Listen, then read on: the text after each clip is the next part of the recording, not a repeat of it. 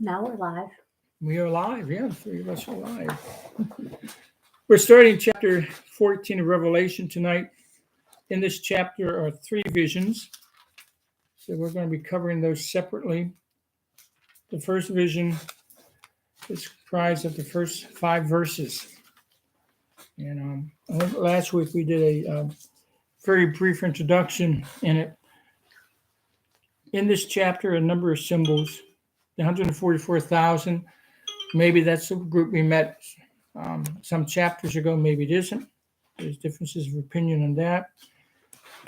There's the Mount Zion. What is that? Well, you'd think would be a mountain, right? Well, there's differences of opinion on that. Virgins.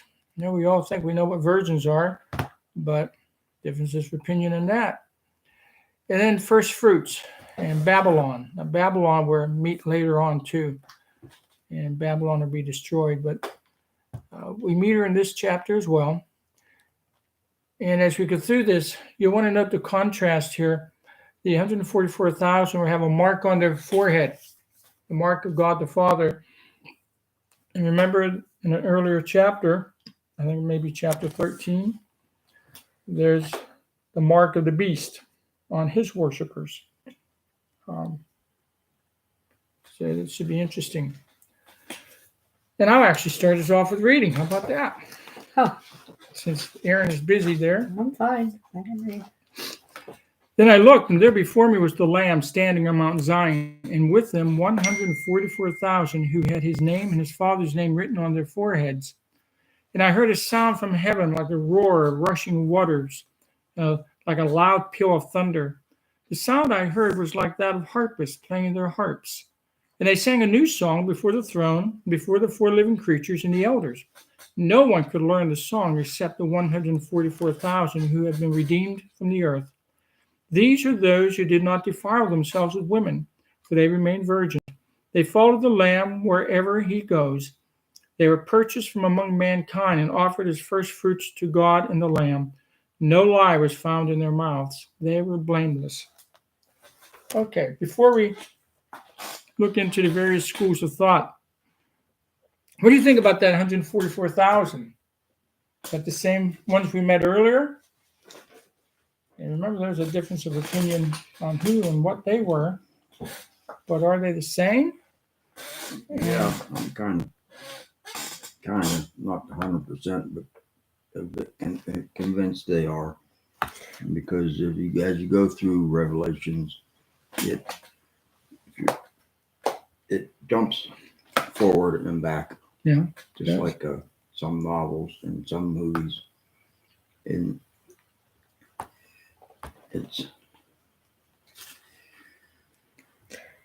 Is there some symbolism in the numbers? Always is. Almost always, yeah. You remember when we looked at the 144,000 before, some view them as representatives from the 12 tribes of Israel because it says they were taken from those tribes. And so the futurists, if you remember, they said, well, they're Jewish evangelists, they're Jewish converts. And dear Dr. Seiss said they're not first-class citizens of the kingdom, not first-class Christians, if you remember that. Others saw them as representative of the church, as we'll see in some of what we'll be looking at tonight or next week. So, who knows? What is symbol and what is not symbol in this book?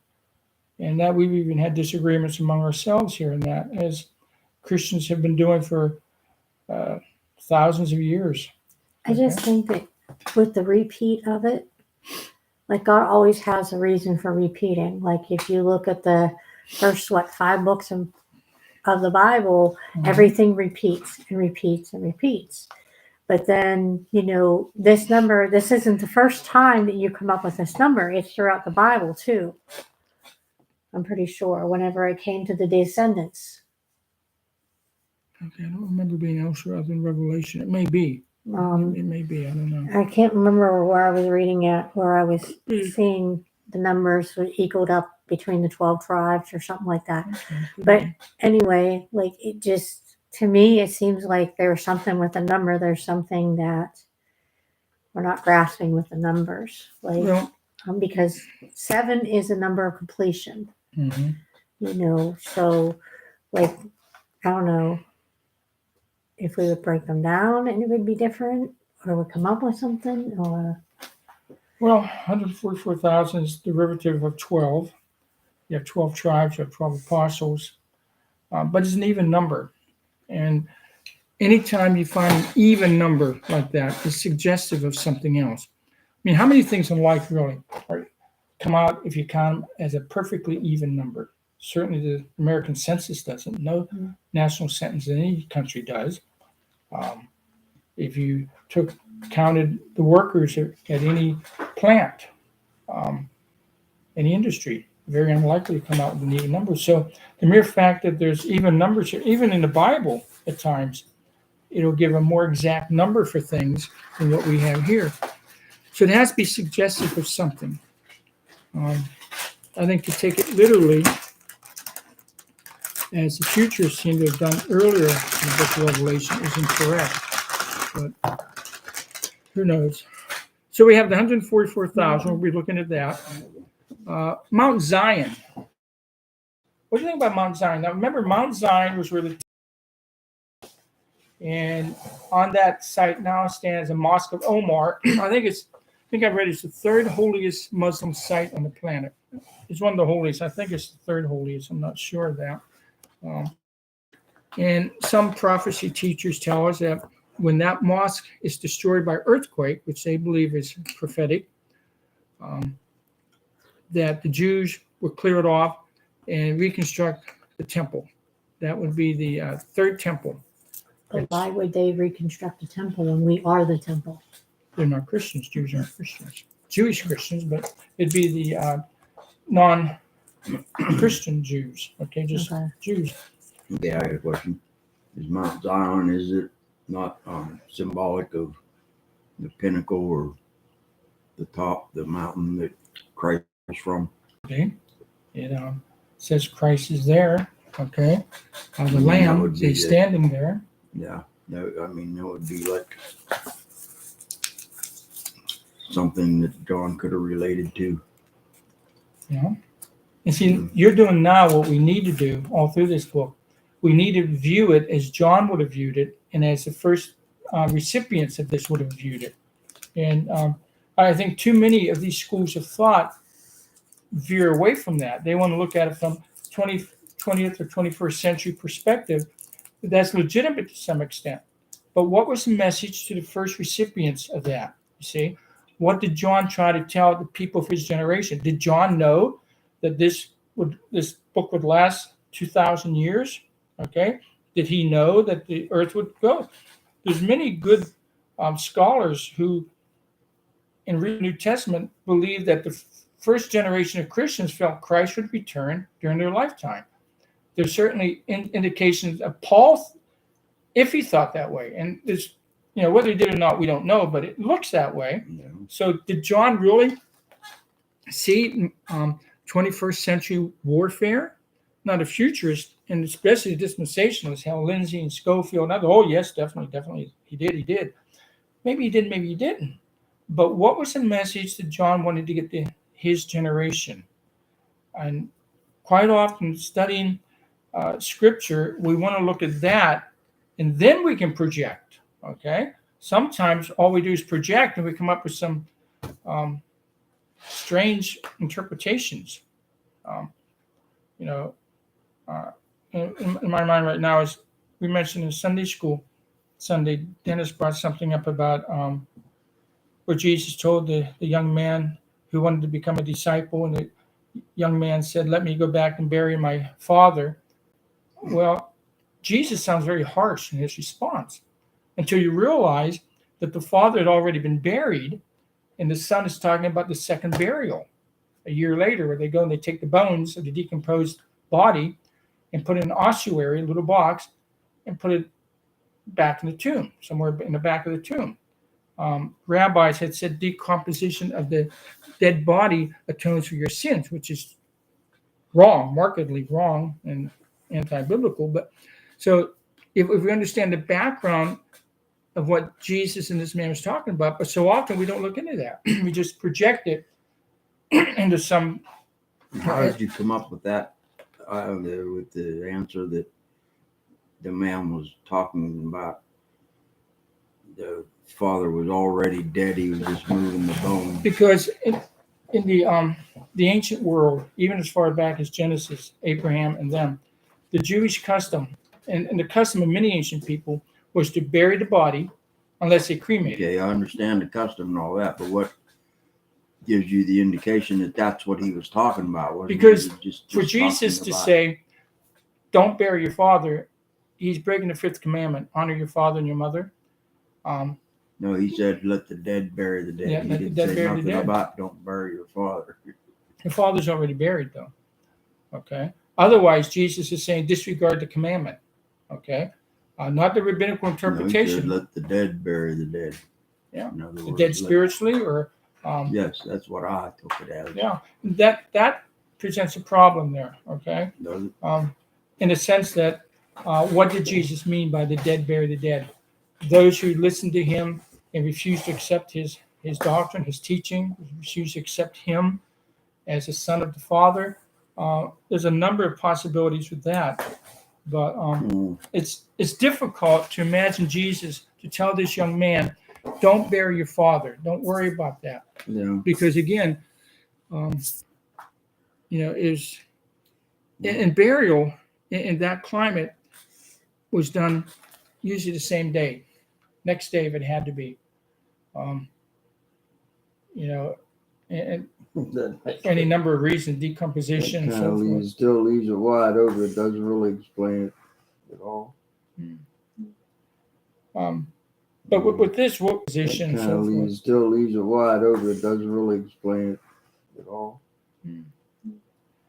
But with this, what so often is happening here is that we're forgetting what did John want his listeners, his hearers, his first readers of this book to understand. Yeah. And sometimes it's difficult to plumb the depths of that. Apocalyptic literature is probably the most difficult literature to understand, whether we're looking at biblical apocalyptic, like Revelation, portions of Daniel, Zechariah, Ezekiel, or if you're looking at Jewish apocalyptic literature outside the Bible. Okay. Thank you. So it's difficult again to separate the symbols from the. Do we take it symbolically? Do we take it literally? And we've seen that the so-called scholars can't, even within the same school of interpretation at times, can't come to agreements. So 144,000, Mount Zion. Yeah, one more question. Yeah. It really get confuse everybody. Did Mount Zion actually exist? Yeah. There, and what was the specific purpose of that? Was it Mount Zion. at that time, not now? Mount Zion was where the temple was built. When David conquered Jerusalem, Mount Zion, I believe, was the stronghold. There was a lot of the ancient cities would have their walls, and if the enemy was able to breach the walls, then the protectors would go usually to a tower or something, or a temple within the city that was constructed on a hill.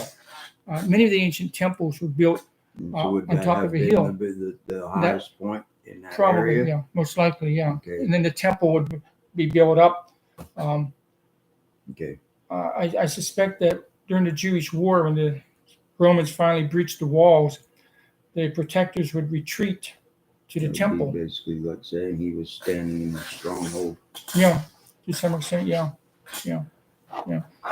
So we'll see what the interpretations of Mount Zion is. But what about here, the virgins? How will we interpret that?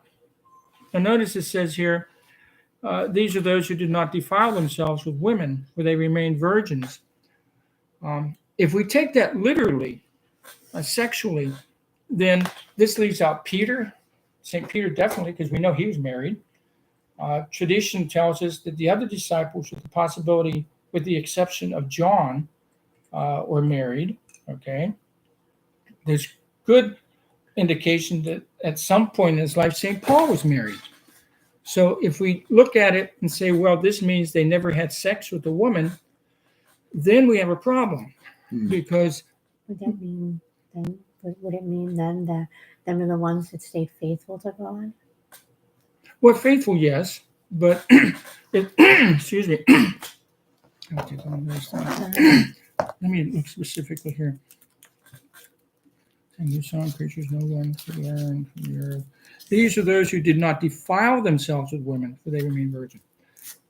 To have sex within the confines of marriage, biblically, is not defilement. And we'll be looking at a couple of verses to show that. So now, there will be one school of thought here, if I remember correctly. I was looking over it a little earlier, that believes that they just did not have sex at all. Okay. But there's some difficulties with that. Most, I think, we'll find that they believe they do not have sex outside of marriage. That this probably goes back to the interpreting the Aramaic Greek or whatever, Hebrew, whichever one it was written. It was written in Greek, Koine Greek. Yeah. Why And that does make a difference sometimes. You're right. and how? You know, I don't see. you're I reading. don't see how they can't pin that down with the text, by taking it in context and what is it really supposed to mean. I mean, how is it Virginity. so vague like that? Virginity can be actual, literal, physical virginity, sexual Yeah. virginity, or in the Bible, it's also used to portray spiritual Yeah, defilement. heart. Yeah, like in the Old Testament, the King James version, the prophets accused Israel. They said, "You went a whoring after other gods," and so they're talking about a lack of spiritual virginity there. Yeah, That's why I was saying about being faithful to God, because Yeah. they would worship back in the God. days, they went after idols and stuff like that. Mhm. You know. And one of the metaphors that God uses in the Old Testament for his relationship with Israel is he says, "You are my wife." Now, in other places, he says, "You are my son. I brought you out of Egypt. I nursed you. I taught you." I think Prophet Hosea uses that.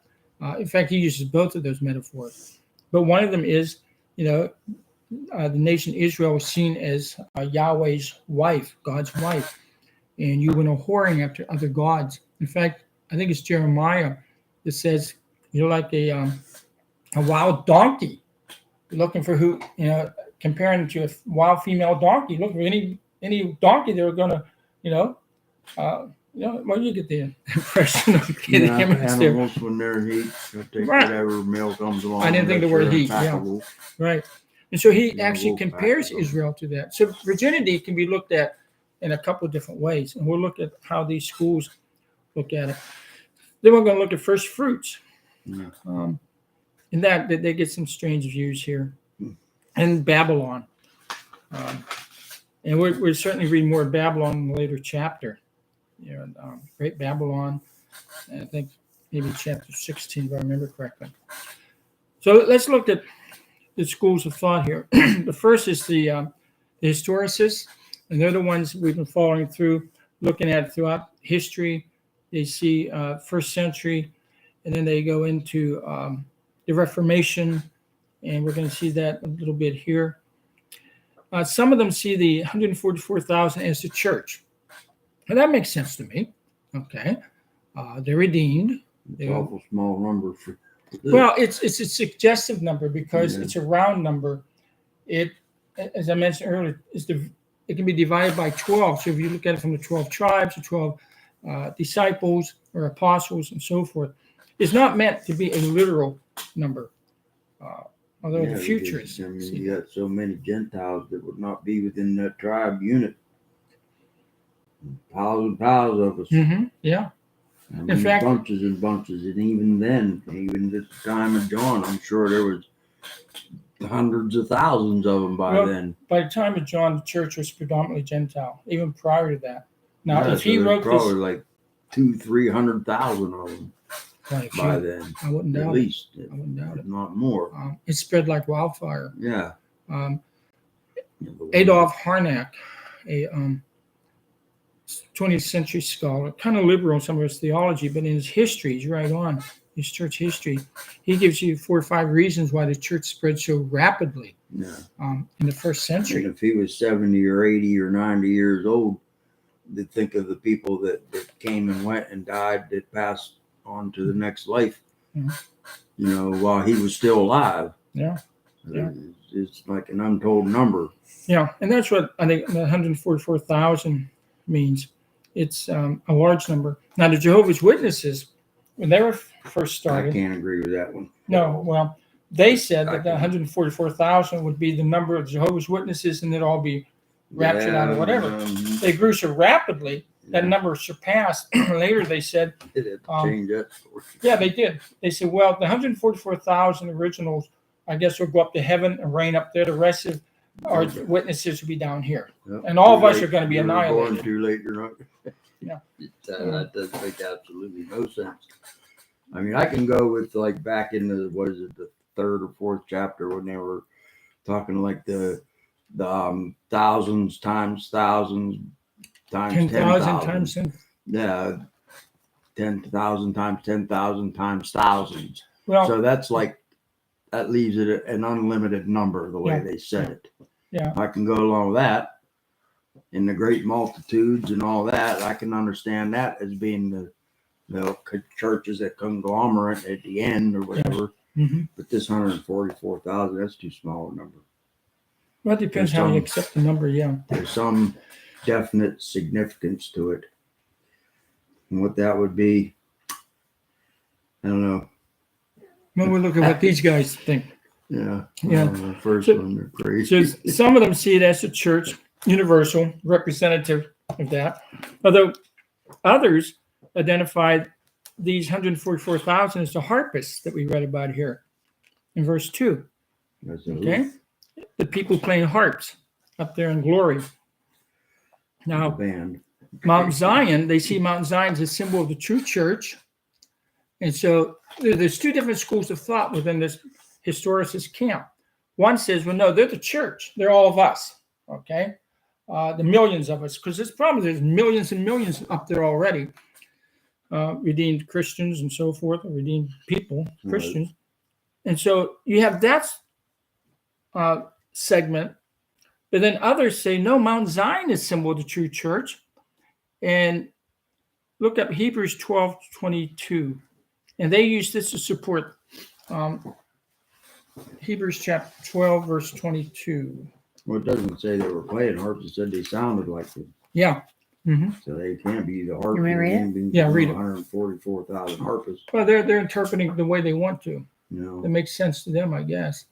Yeah, read the Hebrews passage. But you have come to Mount Zion and Mount Zion and to the city of the living God, the heavenly Jerusalem, and to innumerable angels, to festal gatherings. Now, how they bring these 2 scriptures together, I'm not real sure. No, Hebrews what? 12, verse 22. So, but, and then the next school of thought uses it as well in a little different way. But, so you have at least 2 trains of thought within the historicist camp. It's nice that they share scriptures. Yeah, it is. It is. I was being smart aleck. I know. I caught the sarcasm there. Yeah. But the one school, as I said, see them as the harpists in verse 2, which means, now see, the argument here between these 2 trains of thought is Jesus the Lamb in this 144,000 on Mount Zion on earth, okay, the literal Mount Zion, or are they in heaven before the throne of God?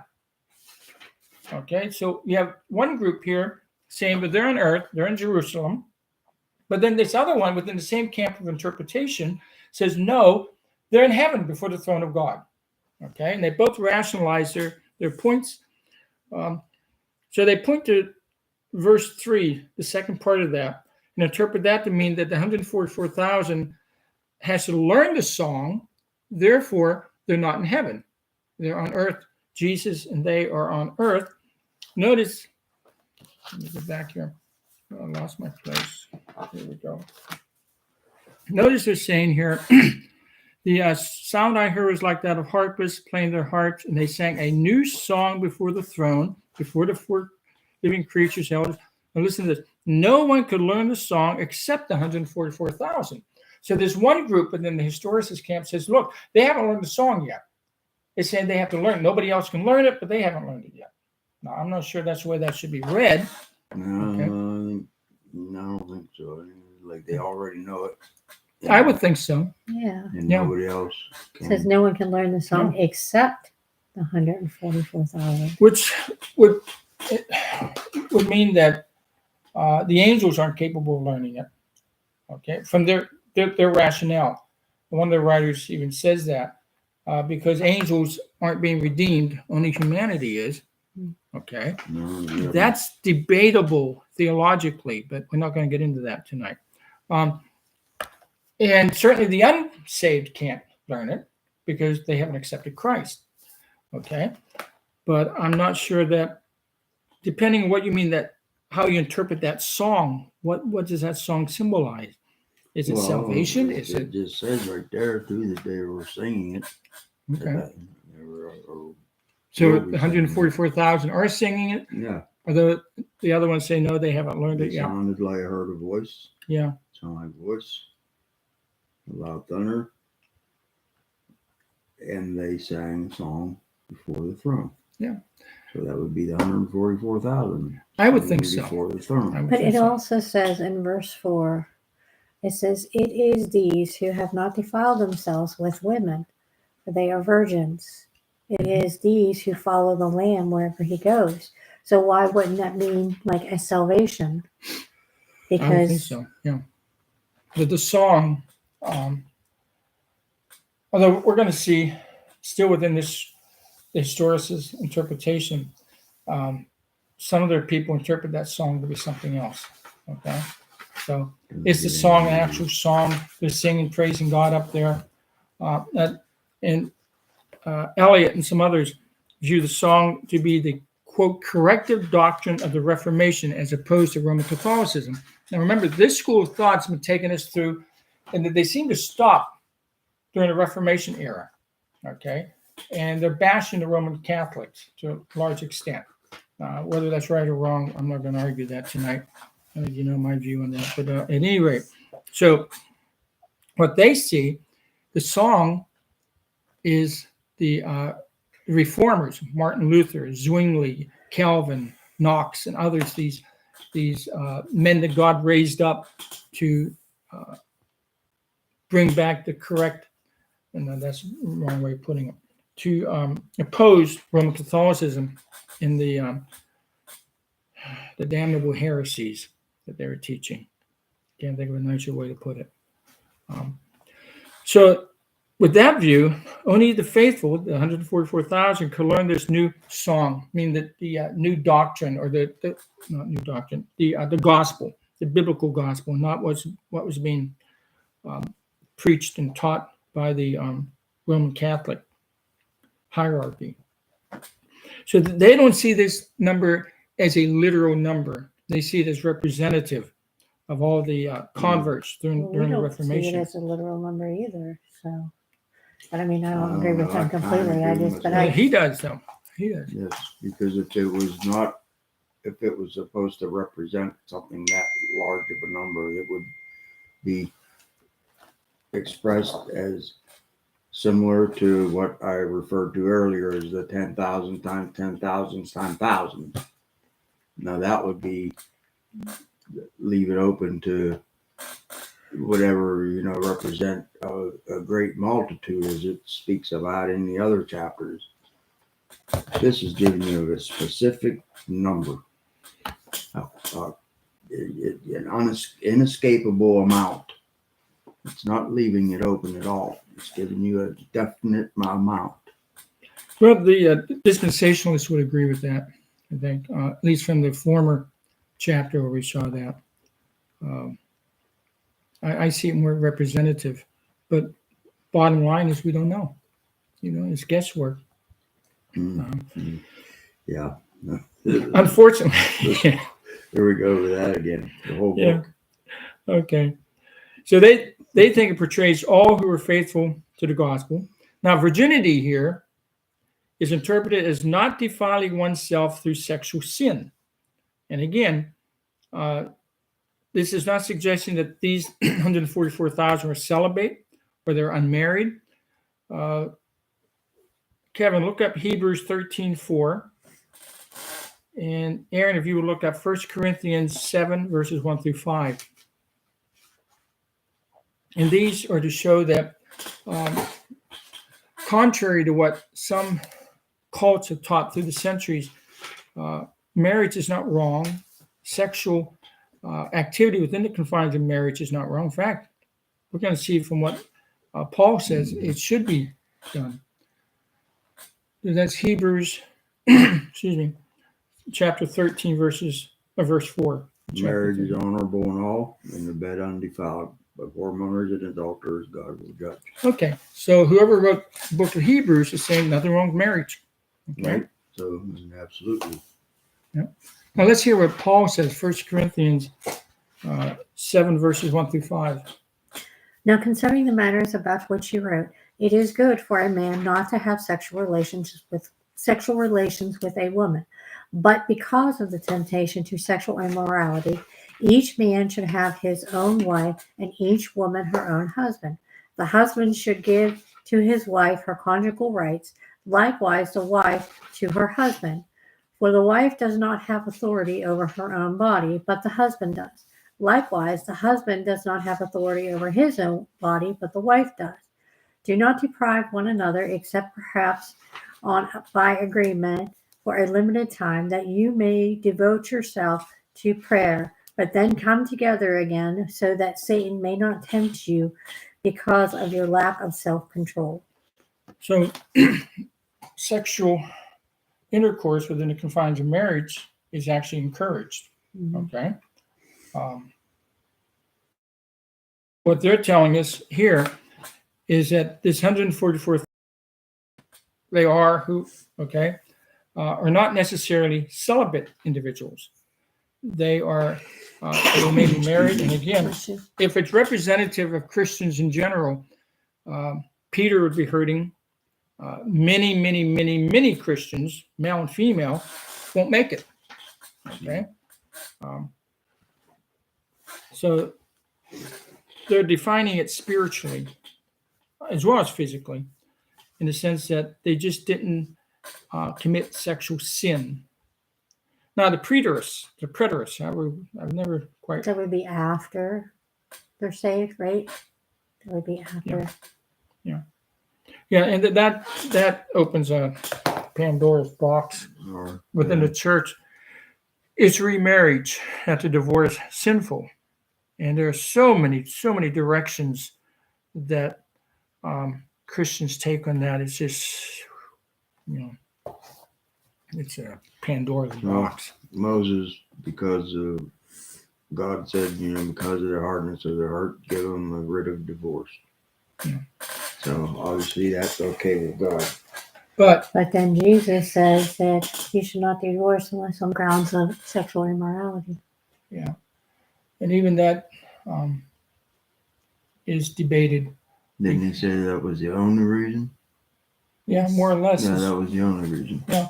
But then, expositors say, was he suggesting that because people are going to get divorced? Or is he, how was it? At the time of Christ, the Jewish point of view on that was split. You have the view of, what was his name? One of the greatest rabbis in history. I can't think of his name right off. Rabbi Hillel, who said that a husband can divorce his wife if she burns his supper. That's reason enough to divorce. That's what he said. He's considered one of the greatest rabbis of all time. Well, Shammai, I think that's pronunciation. One of his students, or Rabbi Shammai, said no. The only biblical reason, only right reason to divorce is infidelity, cheating on your spouse. And that's what, and so some expositors say, well, Jesus is being asked a question, okay, and he's siding with the conservative view. If other than infidelity, cheating on the spouse, there's no reason for divorce. Now, Did he leave any open door there for what Moses allowed when he said that? he said Moses gave you this due to the hardness of your heart. Yeah. Yeah. And why didn't Moses permit them to divorce? I don't remember well enough. Mosaic law. All I remember is God told them, give them, because of the hardness of their heart, give them a writ of divorce. Yeah. And even that was better than the pagans, because the pagans could just say, out the door. No writ of divorce. Okay. The Jewish law, the Mosaic code, was in many respects head and shoulders over the other existent codes of that day. But this, that school of thought sees it as not committing sexual sin. Again, remarriage after divorce, is just viewed by so many. And I've done a number of weddings for divorcees. Okay. I had a very good friend, a minister friend, who was shocked that I would do that. One of my dearest friends, who's since gone to be with the Lord, he would flatly refuse to do a marriage ceremony if either of the people were divorced. He felt it was, and he, it's, and I don't know if I want to get into all that tonight. Yeah, that could go on for a while. It could go on forever. So the preterists, the 144,000 standing with Christ, they claim are Judean Christians. Now remember, this school of thought is always centering around the war between the Romans and the Jews from 68 to 70 AD. And everything they see thus far in Revelation, other than perhaps the letters to the churches in chapters 2 and 3, centers around Jerusalem. And so they say, therefore, that 144,000 represents, whether it's an actual number or not, Judean Christians who escaped Jerusalem before the Romans destroyed it. And again, one of the primary difficulties of this was this book written that early. Was it written prior to 70 AD? And the evidence seems to say otherwise. Yeah. But and so they also see them as the ones singing in verses 2 and 3, the song that no one else is able to sing because it is a song of redemption, which not even the angels are able to sing. Let me ask you a question since you brought that up. When John was exiled on the island of Paphos, right? That's Yeah. when this was written, yes? Mm-hmm. Well, why was he exiled on the island? Supposedly because he was preaching the gospel. And so what, he was put there for the rest of his life? No. The emperor that exiled him died. And who was it? I forget the emperor that took over, but he called a lot of those back. He pardoned, we would say, That I would be guess. what, the island of Cyprus now? I don't know. No. I'm not sure. I don't think so. I think Patmos, I think they can identify that as an island. It's not much of an island from what I've read. Okay. It was a penal colony primarily, kind of like Australia was originally. That was a British penal Yes, place. it was. They would send their prisoners down to do whatever you can. Just don't go back to England, okay? Yeah, maybe go to the Americas and screw them up. And they're messy anyway. I don't know. Okay. So at least one person from the school of thought believes that it was this portion of Revelation that inspired the writer of the Hebrews to write what you read, I think Hebrews 12, verses 22 following. Yeah. Now, the problem with that is that the book of Hebrews, I've never read any scholar who thinks that it was not written well before the book of Revelation. Even if this was written 70 AD or before, everybody I've ever read says Hebrews was written well before 70 AD or thereabouts, okay? So it just, I don't think the writer to the Hebrews is copying what, or well, they don't actually say copy, but And getting his Inspired. information. Yeah, sharing information is, Mm. yeah, it's just, yeah, I think they're grasping at straws personally, Mm. but I think a lot of these guys do. Now, they interpret virginity in this context to reveal that they did not align themselves with the harlot of Jerusalem's apostate Judaism in Rome. Now, here they're actually getting into a deep, heavy interpretation of spiritual infidelity. Judaism, the first century, is not biblical, or as we would view biblical Judaism, Old Testament Judaism. Okay, to call it apostate, I guess we could do that. But at any rate, they believe that these were Jews that did not align themselves with the Sanhedrin and the rabbis, and certainly not Rome. Well, Christians didn't. We know that. Okay, whether they're Jewish Christians or Gentile Christians, you can't align yourself with Christ and practice pagan religion. If you remember, we looked at that in one of the churches that Christ wrote a letter to, chapter 2 or 3. I don't remember which one, but there's a group of people there that felt it's all right to do what the pagans are doing just to get along. Maybe you can bring some of them in that way, and you're not going to be persecuted, and that's compromise. But so Christians should never be worshiping false gods or apostate religion. And Christianity, Jesus Christ, is the culmination or the fulfillment of the Old Testament religion of Judaism. Now, the title of first fruits, they identify them as the first converts to Christ. So, and we know that first converts were Jews or proselyte Jews, proselyte Gentiles, and they were Gentile people who converted to Judaism. So they see that as just Jewish Christians, okay, the first fruits.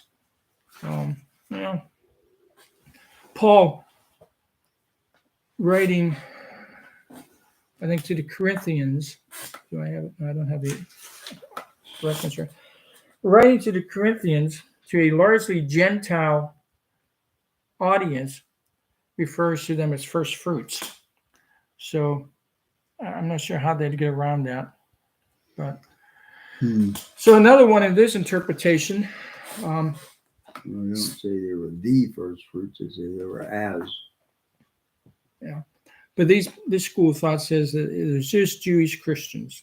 Well, maybe not. Yeah. I don't know. Somebody else in this school of thought slices it even thinner and says that this 144,000 is a, quote, choice selection of the innumerable company of saints. And so that goes against what you're thinking, Kevin. That's not to say these people are correct. I can't buy most of what they say. I don't think this was written that early.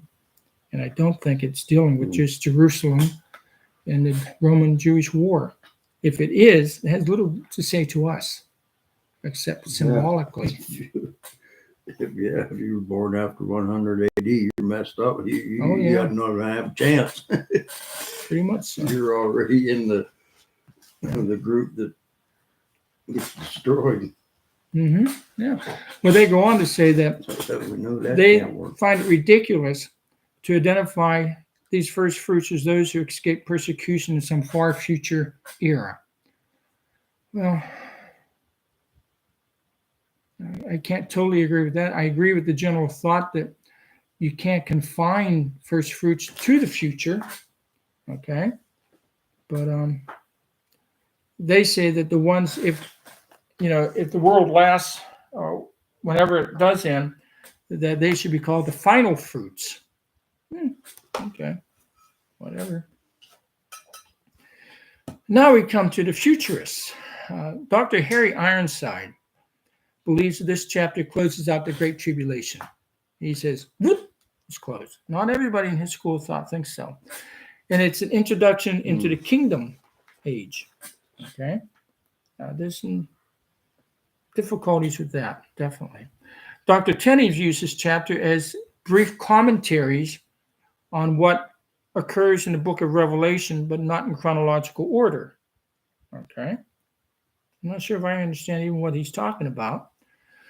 But and then another person in this camp refers this portion as a table of contents, this chapter, as a table of contents concerning what remains in the book. Can't buy that, definitely, but that's what some of them think. A table of contents. That's an interesting, and that's a quote, so that's an interesting thing to call it. Now, most of the futurists identified 144,000 with the same number in chapter 7, the same group. Chapter 7, we met 144,000, and so most of these people in this school of thought says it's the same group. Okay? Whoever that group was, that's who this group is. Okay. Yep. I can buy that maybe, but not their interpretation of who they are necessarily. So they feel, if you remember from chapter 7, that these are Jewish converts who accept Jesus, who comes out of Zion. Jesus comes out of Zion. He was produced by the Jewish race, in a manner of speaking. Salvation is of the Jews, Jesus said. Whose turn to look up? Kevin. That's mine. Yes, Okay, yes. Romans chapter 11, verses 26 and 27. And Aaron, Isaiah chapter 59, verse 20. 1 second. Romans 11. Yeah. 26, 26. Now, they're going to use this to more or less, Did you say Romans? Romans 11, 26, 27, Isaiah 59, 20. And then while you're looking at that, another group within the futurist camp believe that this 144,000 is a separate group from the others. Okay. And for some peculiar reason, they say that they're all from the Jewish tribe of Judah, which is interesting. Hmm. I'm not sure at this point. Yeah, okay. So, Romans 11, do you have that, Kevin? And thus all Israel will be saved, just as it is written. The deliverer will come from Zion.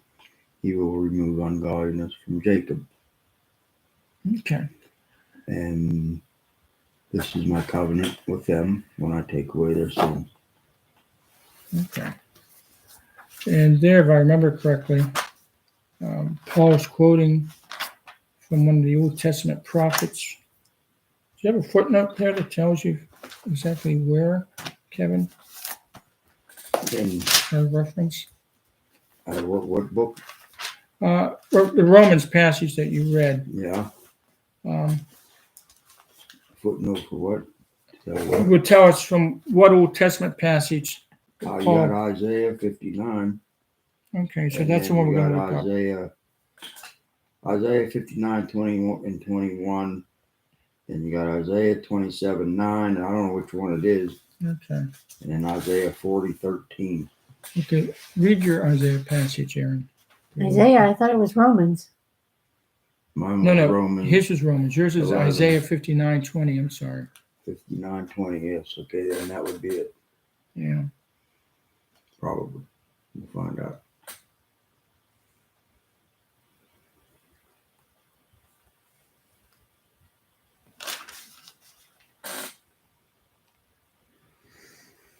And a redeemer will come to Zion, to those in Jacob who turn from transgressions, declares the Lord. 59:20. Yeah. Okay. There's another passage in the Old Testament as well, but okay. Well, what's 21? What, Isaiah? Yeah, 59, 21. You have it there? Read it. No, I don't have no Old Testament in this Oh, book. This is okay. Well, let's see. Isaiah 59. What was 20 or the one you 21? just read, but verse 21, the next verse. Okay. And then there's Isaiah 27, 9. Okay, Isaiah 59. Did you say 20? 20, 21. She read 20. Okay. and 21. As for me, this is my covenant with them, says Yahweh. My spirit, who is on you, will not depart from you, and my words that I put in your mouth will always be on your lips, on the lips of your children, on the lips of your descendants, from this time on and forever, says the Lord, says Yahweh. What was the other Isaiah one? 27:9. 27:9.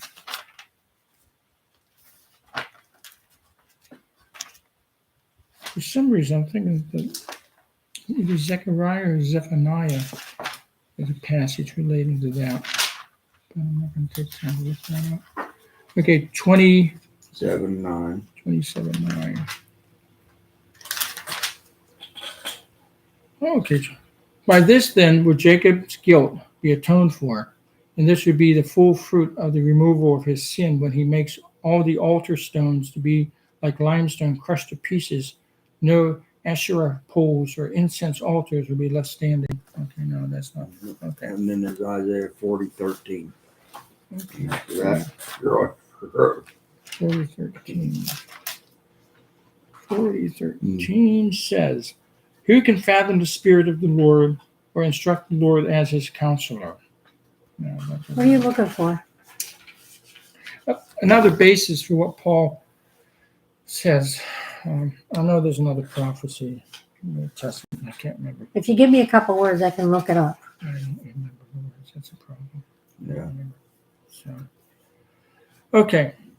But for some reason, they think they're all from the Jewish tribe Now, of there's Judah. one more right here. Isaiah 42:10.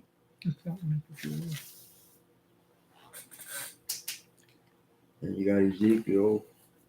When the temple was destroyed by the Romans, all the records, the genealogical records, were destroyed with it. Now, supposedly, no Jew today can really tell you what tribe they're from. I don't know if that's I don't think this accurate. is the right one either. It says, sing to the Lord a new song, his praise for the end of the earth. You who go down to the sea and all that fills it, the coastland and their inhabitants. What was the other one? Ezekiel. 124.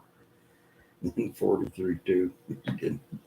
All over the place now. Now, read that, then I'm going to read. I found the one I was thinking about. Oh, you did.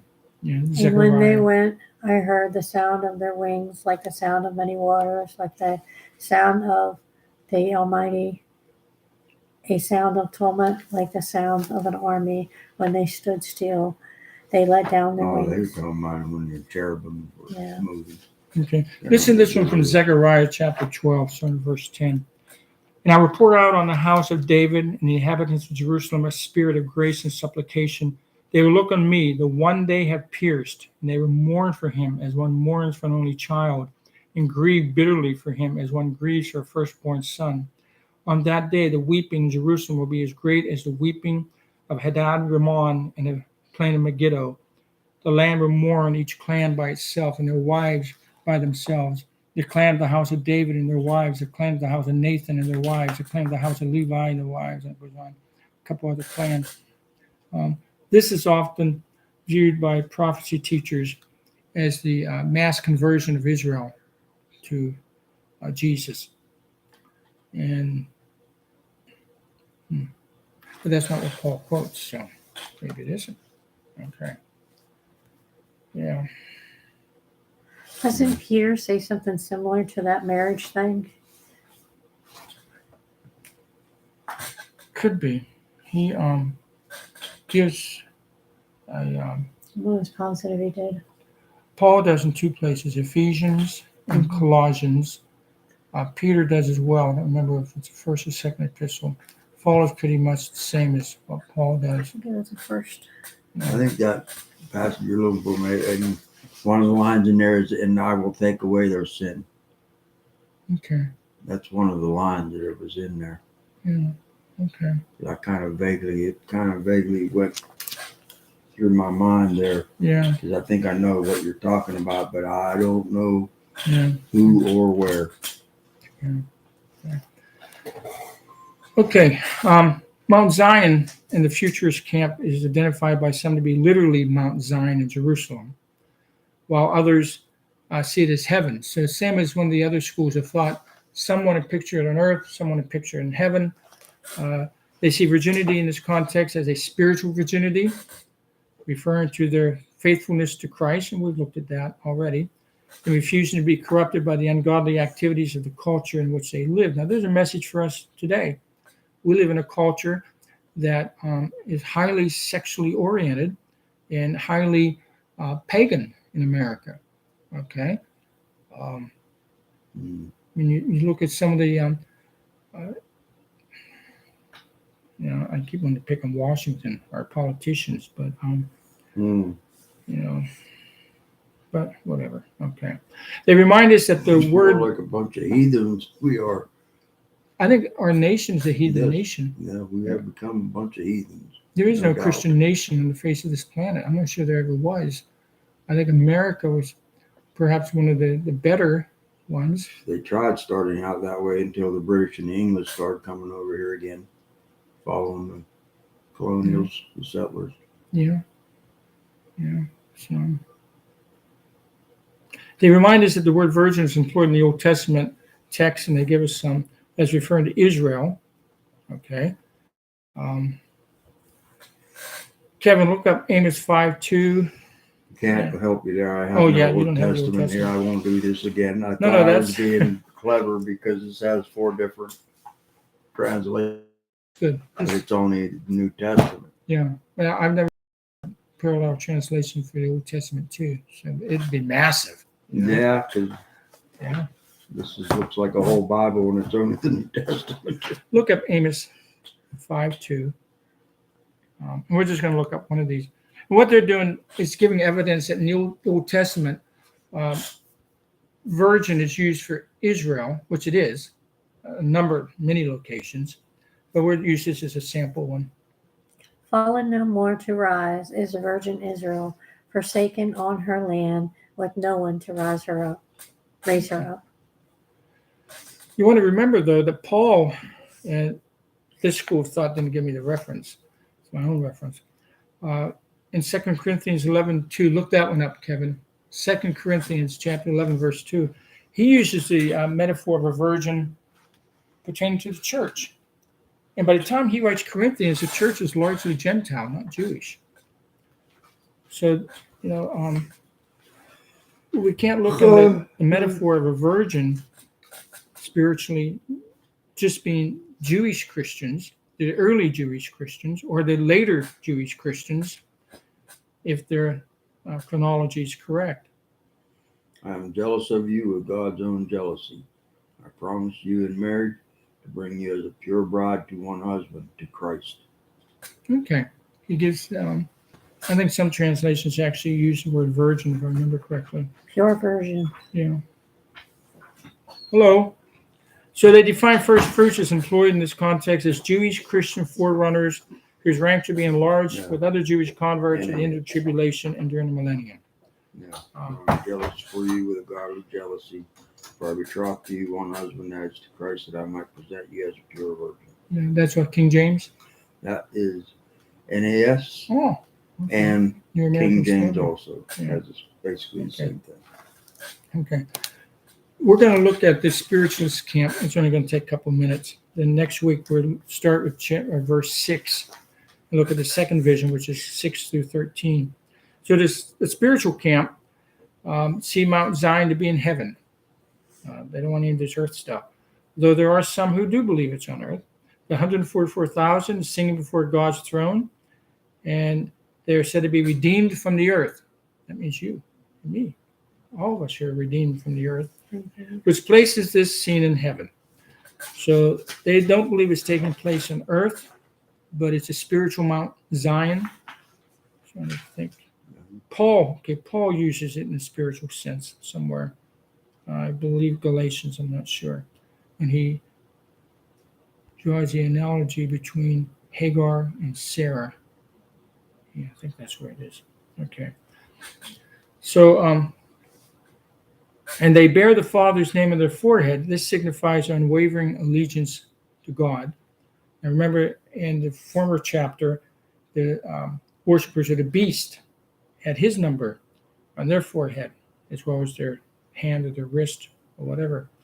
Now, in Exodus 15, those redeemed from Egyptian slavery sang a song, a different song than this. They were redeemed. Redeemed sang, and the redeemed in the new era, which is the Christian era, will sing a new song, a song of redemption. And they represent every believer throughout the entire church age. First fruits here signifies God's act of setting them apart, representative of the whole. So that's how they see it. I'm not even going to ask how much of that we agree with or you agree with. Yeah, but be that as it may. So next week, we'll look at the second of the three visions. And the third vision is a confusing one. But we won't get to that next week.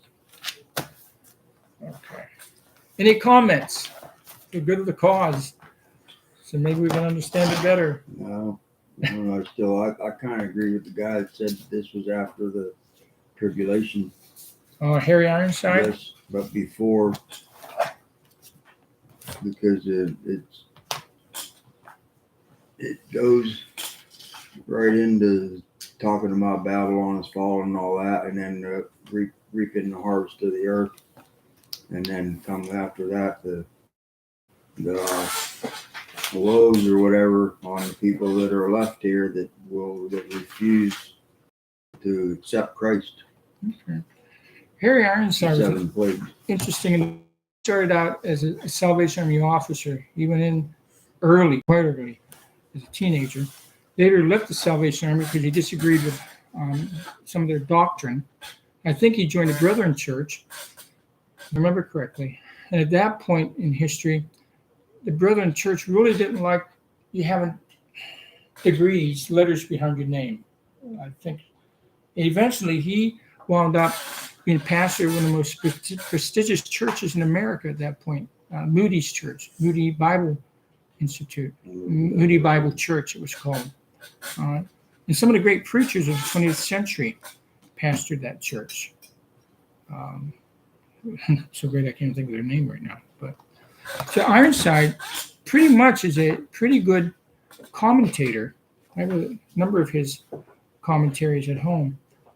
And one of the great things about his commentaries, he doesn't get real technical.